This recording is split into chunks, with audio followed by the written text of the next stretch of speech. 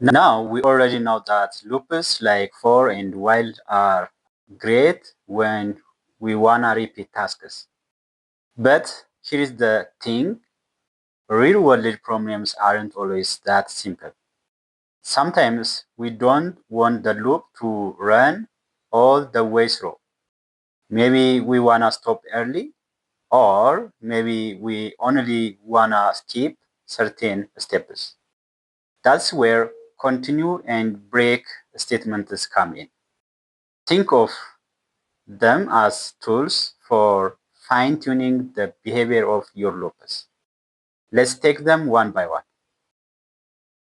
The break statement is used when you wanna completely stop a loop before it finishes its natural cycle. Imagine you are searching for something in a list, like looking through your backpack for your keys. The moment you find them, you just don't keep checking every pocket. You just stop right there. That's what break does. For example, simple counting numbers from 1 to 11. For every number in range 1 to 11, if you wanna just terminate the loop at a certain condition, for example, if number is equal to 5, then in this condition, if the number in every iteration checks that number is equal to 5, and if the number is equal to 5, it just break the for loop, which means it terminates the loop in the next iteration. Then it prints out the current number in every iteration. You can also write the statement outside of the loop to show that the loop is ended. So in this program, first the loop starts from 1 up to 11. In each iteration, it prints the current number, but look closely at the condition if that number is equal to 5. When number becomes 5, Python sees the break and immediately exits the loop. So it will not continue for the next iteration. As you can see the output, it prints number is 1 up to 4, but not printing out the number 5 because the loop is terminated when the number becomes 5. So this break is useful to terminate the loop in the next iteration.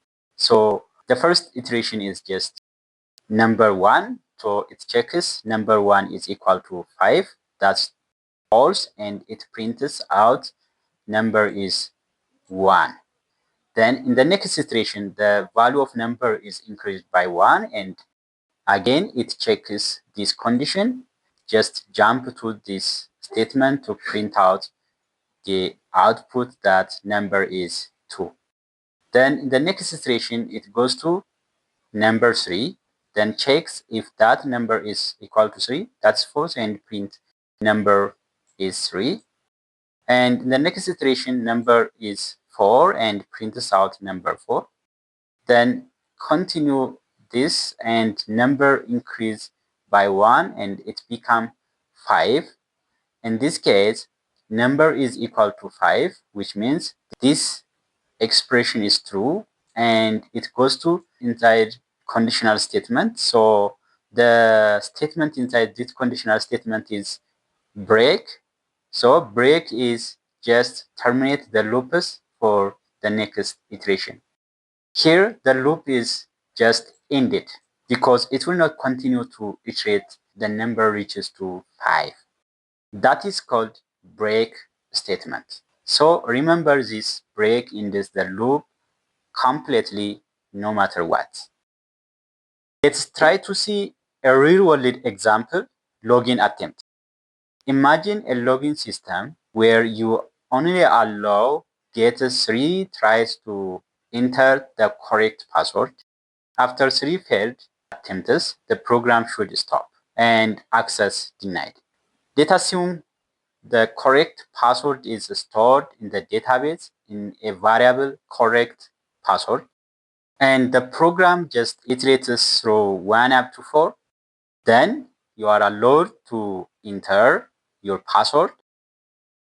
Then the program will check your password is exactly match with the correct password stored in the system as a variable correct underscore password. If your password is equal to the correct password, print login successful. And in this case, the loop should be stopped once the password is correct and granted system access. So put break inside this conditional statement. Otherwise, it will ask you to enter your password since you are entering incorrect password. So we just use else part. Then outside of the loop, print that too many failed attempts. If you are attempting your password 3 times and access denied. Okay, now we are going to run this program and see what will happen when we enter incorrect password 3 times and also enter the correct password. In the first attempt, let's try wrong password. For example, 123. It just checks your password with the correct password and it is false and it goes to this statement else part incorrect password and you are allowed to re-enter your password. So you can enter the correct password in this case, pass 123. Here you are granted access because you entered the correct password and the loop terminated here. But if you try more than 3, it will just fail to access to the system. 1, 2, 3. In the second attempt, 2, 3, 4.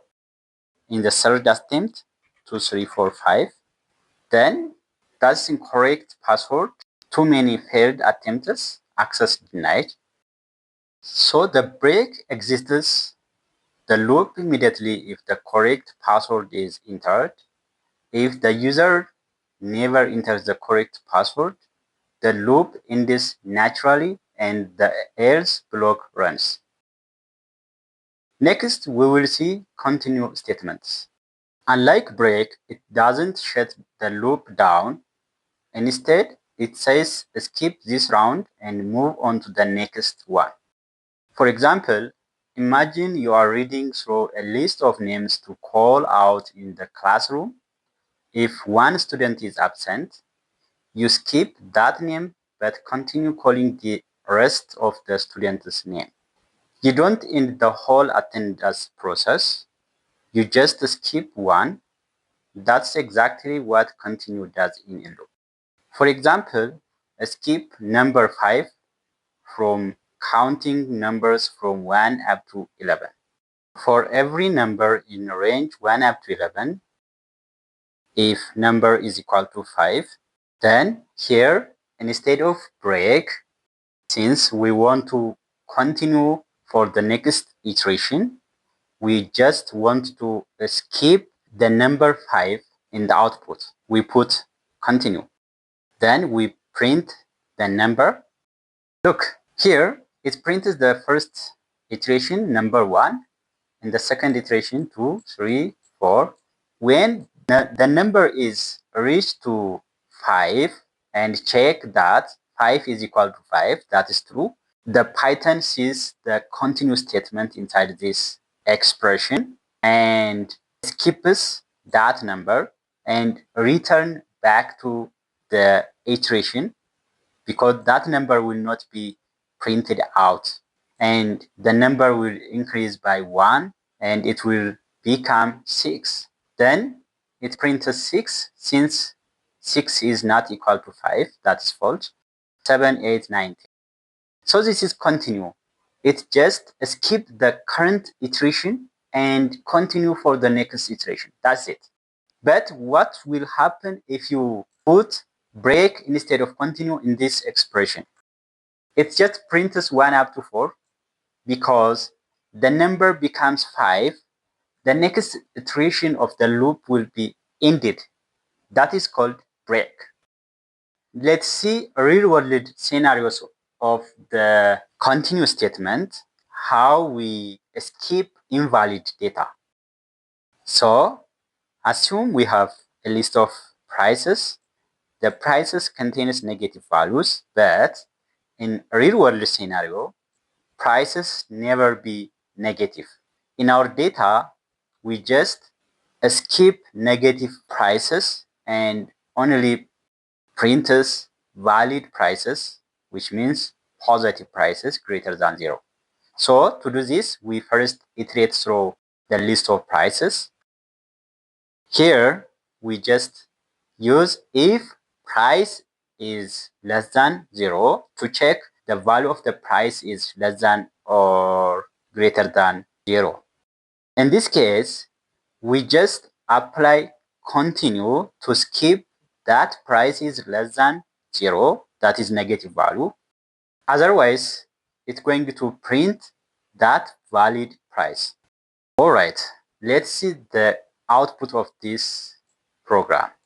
So it printed out valid price 50, 30, and 70. But in our data, there are invalid prices such as negative 20 and negative 5. So when the price value is negative, it just skips that negative value and continues for the next iteration. That is what continue statement does. But what will happen if we use break statement instead of continue in this scenario? Look, it printed out only one value, that is the first price from the list of prices, because when this condition checking, the second price that's negative below 0 and the loop terminated in the next iteration, and it will not check for 30 and 70 because that's already ended. So in this scenario, break is not useful. So how negative values were skipped using this continue statement? That's continue at work. It helps keep loops clean without deeply nested if statements. The break statement exits the loop completely. Think of I found my keys. I am then searching that key because I already found my keys. While continue skips the current iteration, then continues for the next iteration. For example, think that a student is absent in the classroom. I will move to the next name of the students. So these two statements give you a lot of control when working with loops. They let you handle special cases, skip over unwanted values, all without breaking your Python program. I hope you enjoyed this video. Thanks for watching.